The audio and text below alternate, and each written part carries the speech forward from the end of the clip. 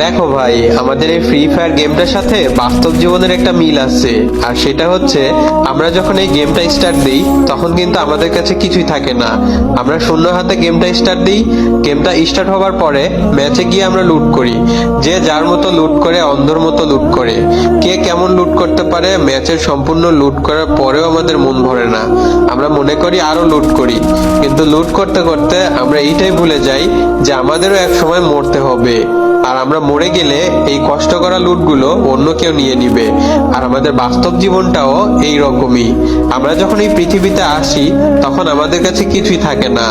আমরা তারপরেও দুনিয়ার মানুষের সাথে চিটিং করে, বাটপারি করে, যে যার মতো টাকা কামাই, অনেক টাকা কামাই। টাকা কামাতে কামাতে আমরা এইটাই ভুলে যাই যে আমাদেরও এক সময় মরতে হবে।